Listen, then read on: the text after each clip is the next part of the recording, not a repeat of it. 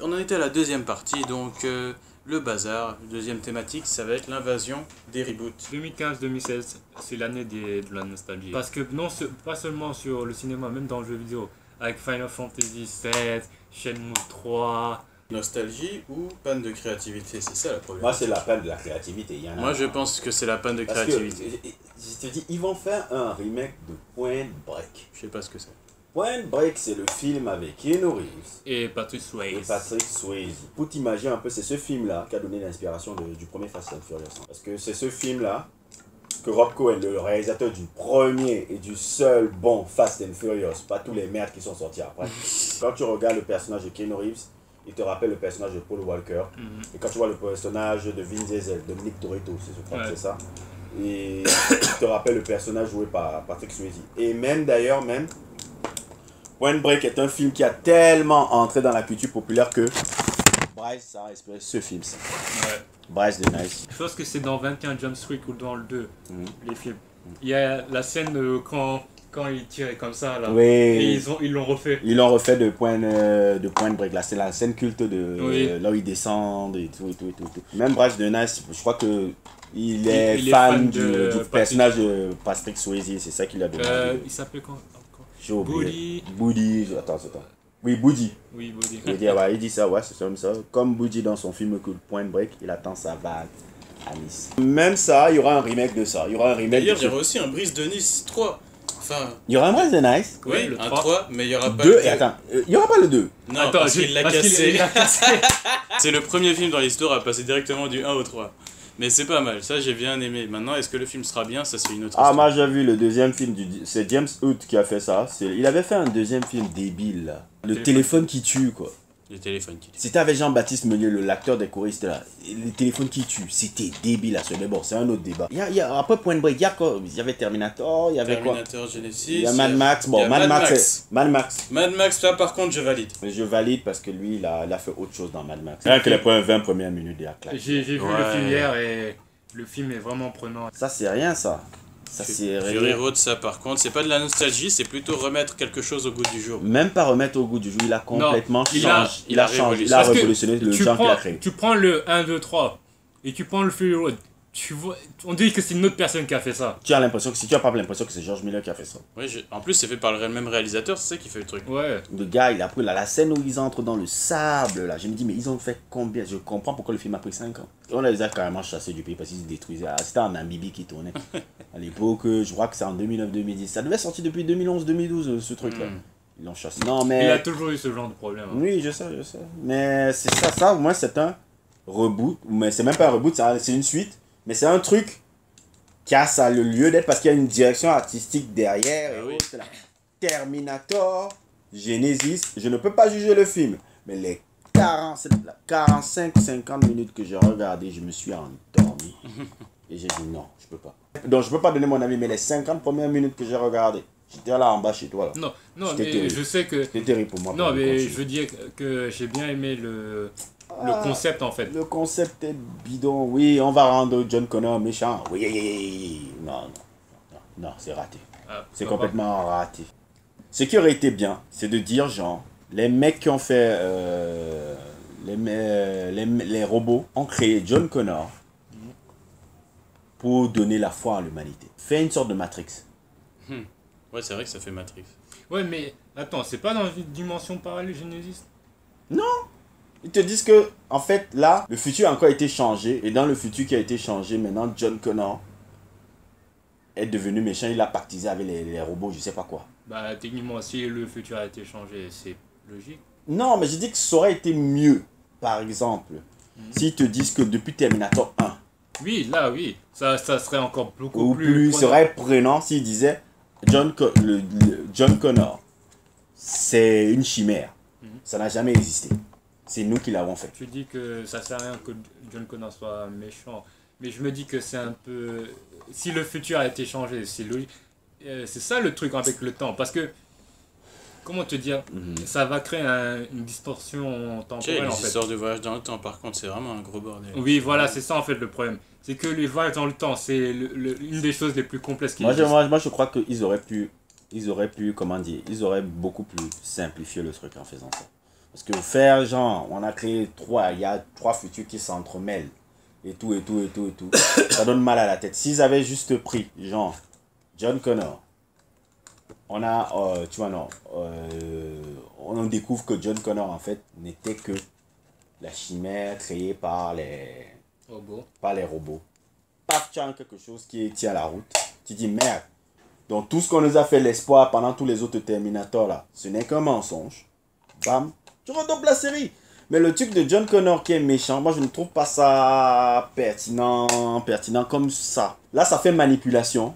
Là, ça fait truc. Ça fait genre un peu tu étais berné. Parce que là, c'est comme si ça ne suivait même pas les autres films. Je vais même te dire un truc. Entre les 50 premières minutes de Terminator que j'ai regardé là et le Terminator 4 que tout le monde crache dessus là. Le Terminator avec Christian Bale là, que tout le monde crache dessus là. Moi j'ai plus apprécié. J'ai fini le film là. D'ailleurs, je comprends pas pourquoi le 4 est insulté. Il y a les gens qui ont insulté, ils te disent oh, on voit la guerre, on voit le truc, je sais pas exactement. Il était sympa. Il était sympa, moi j'ai bien aimé. Je dis pas que c'était un chef-d'œuvre, mais il était bien. Il était plus sympa que le 3 même. Le 3 ça c'était mauvais. Terminator, faudrait que je regarde ça aussi. Non, il faut regarder le 2. Le 2. Le 1, ça va pas trop. Mais bien sûr, T-1000 avec la main parasite. Bien sûr. Mais il faut regarder le 2. Le 2, il n'y a rien d'incomparable par rapport au 2. S'il y a bien un film que James Cameron a fait dans sa vie, c'est ça. Et Avatar. Avatar, c'est Pocahontas. Avatar, c'est Pocahontas. Bon, on peut voir le truc technologique, mais s'il y a bien un film que James Cameron en a fait, qui est une parfaite que je regarde toujours sans me lasser, comme si j'étais avec les yeux d'enfant, c'est Terminator 2. Le 1 était bien, mais le 2... Et la technologie utilisée dans le 2 était déjà révolutionnaire. Le truc du morphing là, avec du T-1000 là, que Robert Patrick jouait là, c'était déjà révolutionnaire à l'époque. Bref, donc voilà. On continue avec les reboots. Parlons plutôt d'un film que j'ai vu pour une fois. Ah, Jurassic World, vous l'avez vu vous? Non. Moi j'ai pas vu. Pour moi, ce que ça m'a fait penser, c'est juste Jurassic Park 1, mais c'est un reboot de Jurassic 1. Jurassic Park 1, c'est un peu la même fin aussi. C'est juste la différence. Omar Sy crève là-bas. Non, il crève pas. Mais une fois pas crève un noir. Moi aussi, je me suis dit, ah, merci. Samuel L. Jackson pour me répliquer dans le 1. Mais oui, justement, c'est une copie du Jurassic Park 1. La différence que Omar Sy, ça va être Samuel L. Jackson, mais le noir, il meurt pas dans le film. En plus, c'est une référence à ça, parce que dans le film, à un moment, les raptors, ils piègent Omar Sy dans une souche d'arbre.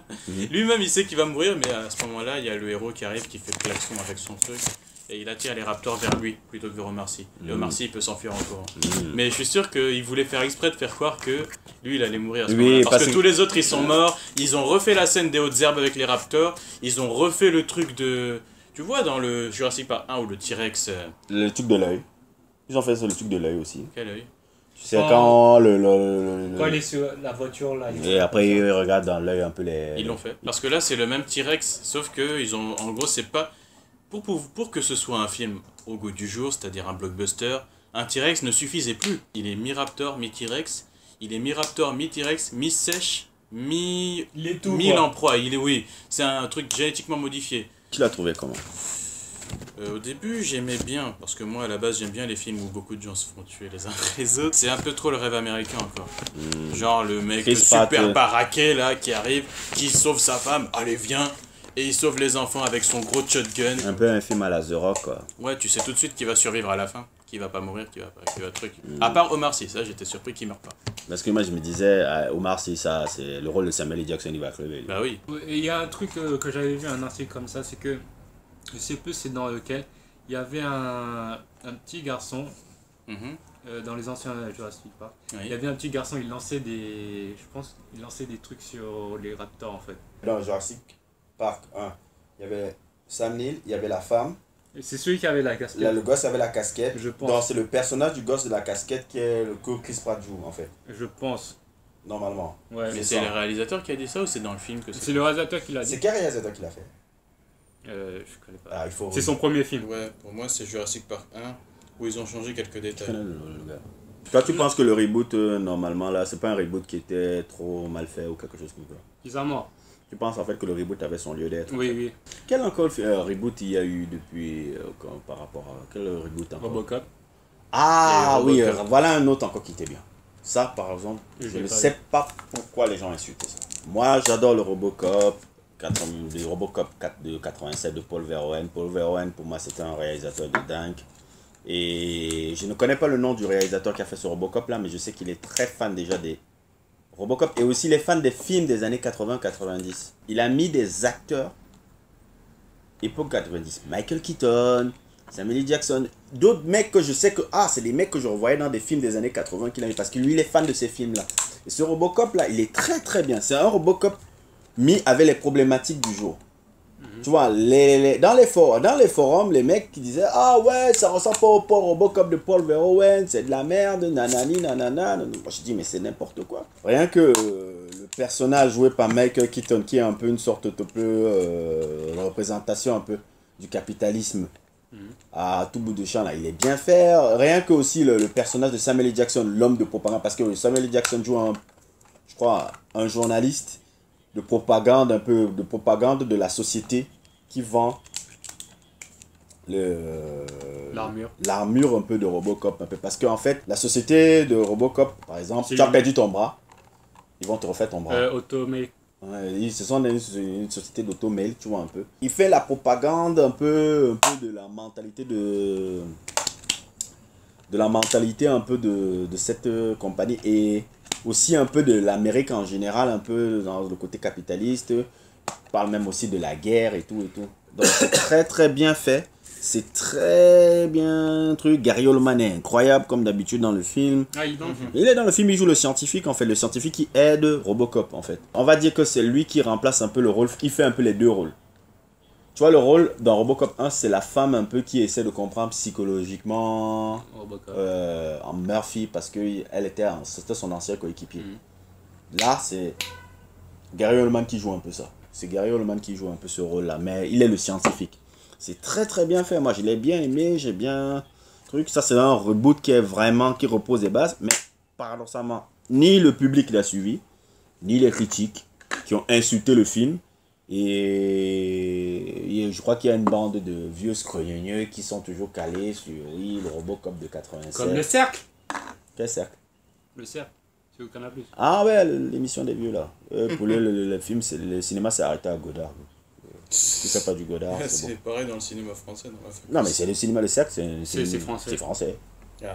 Et le cinéma s'est arrêté à Godard. Bah ouais, Godard. Tu ne fais pas les films comme Xavier Dolan, c'est pas bon. Citizen Kane. C'est ça un peu dans le reboot là, avec toute sa raison d'être. Maintenant, je ne sais pas. Quel reboot encore vous avez vu après? Mais en général, nous, on voit des avis positifs sur des reboots alors qu'on a insulté les reboots, c'est un peu bizarre, un peu. Mais je trouve qu'en général, ça perd un peu d'originalité. Ouais. Nous, ce que je demande au cinéma, c'est trouver des scénarios. Je dis aussi que c'est bien de remettre des trucs au goût du jour. Oui, mais quand il y a une vraie... Ouais, mais il y a beaucoup de reboots inutiles. Il y a beaucoup de reboots inutiles. Spider-Man, c'était pas utile. Spider-Man, c'est pas utile. Refaire encore un Batman, bon, c'est vrai que... Batman, il y en a combien maintenant? Il y a On peut faire une équipe de foot avec tous les Batman. Non, il y en a encore un Batman encore. Donc, il y a trop de reboots déjà. Du reboot, ce n'est pas bon. Moi, je pense que... C'est une perte de temps. Je pense que Hollywood perd déjà un peu de crédibilité. De crédibilité et tout, et tout, et tout. Donc, vraiment, moi, je pense qu'ils doivent trouver autre chose à faire, trouver d'autres scénarios et faire confiance surtout aux jeunes réalisateurs qui ont des nouvelles idées incroyables. Je dirais même plus scénariste. Parce que c'est vrai que le métier de scénariste est extrêmement dévalorisé, mais ça c'est un autre débat. C'est très dévalorisant. Mais ouais, regarde Will Smith qui écrit le scénario de After Earth, on dirait c'est à la portée de n'importe qui. Je ne savais même pas que c'est lui qui avait écrit ça. Il y a des films où des reboots sont... Il y a une vraie idée. Il y a une vraie idée, mais il y a d'autres où c'est complètement... Moi, je sais pas ce qu'ils vont faire avec Point Break. Moi, je sais pas. Je sais pas qu'est-ce qu'ils vont foutre avec Point Break. Mais attends de voir, peut-être qu'il sera beaucoup mieux que l'original. Ce sera une révolution. Oui, peut-être qu'il sera beaucoup mieux que l'original, on sait pas. Mais oui. Mais pour moi, après, parenthèse aussi, pour moi, il y a déjà des reboots tous les ans avec Fast and Furious, mais bon, ça, c'est un autre truc. Ça, c'est autre chose. C'est des suites. Pour moi, c'est des reboots. C'est le même épisode que je vois tout le temps. C'est comme un épisode de série avec le même épisode. C'est n'importe quoi. Bref, voilà. On a parlé de tout et n'importe quoi. Oui, c'est le festival. Le festival. Subscribez. Ouais, partagez. Partagez, buvez du lait, ça c'est important.